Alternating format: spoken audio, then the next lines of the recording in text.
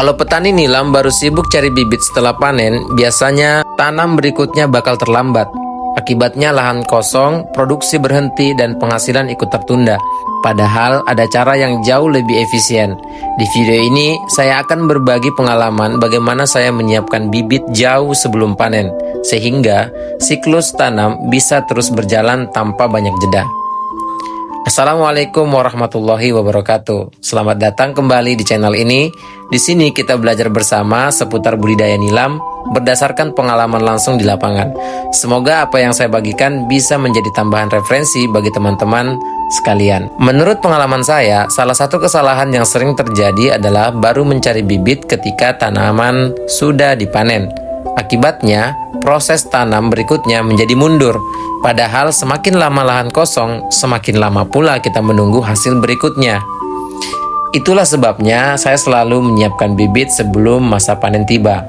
Target saya sih sederhana. Saat tanaman induk dipanen, bibit penggantinya sudah siap tanam, jadi lahan tidak terlalu lama menganggur.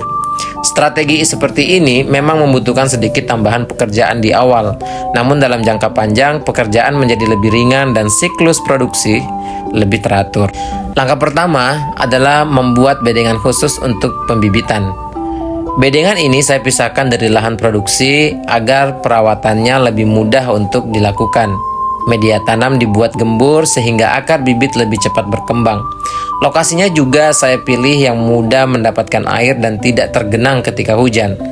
Kalau memungkinkan, berikan sedikit naungan agar bibit mudah tidak langsung terkena panas matahari sepanjang hari. Dengan adanya bedengan khusus seperti ini, kita lebih mudah mengontrol penyiraman, pertumbuhan, sekaligus memilih bibit yang benar-benar sehat.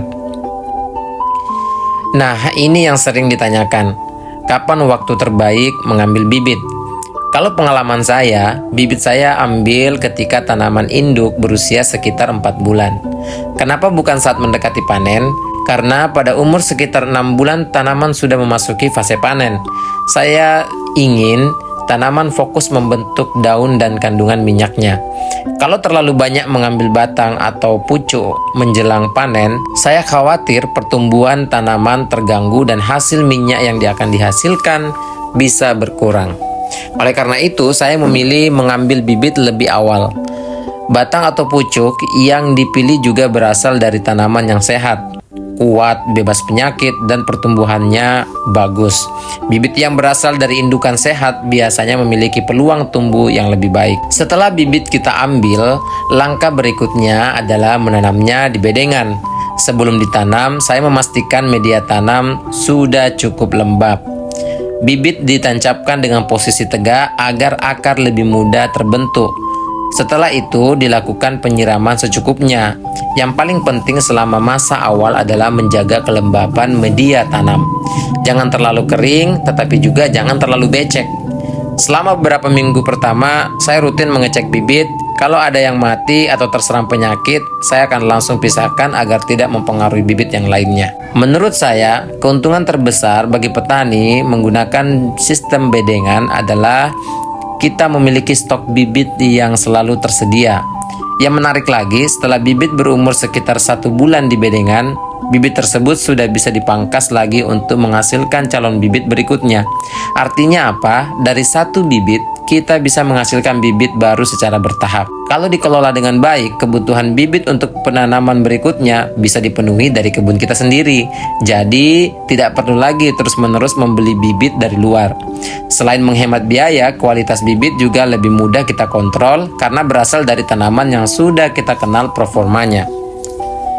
Itulah pengalaman saya dalam menyiapkan bibit nilam agar siklus tanam tetap berjalan dan kebun terus produktif.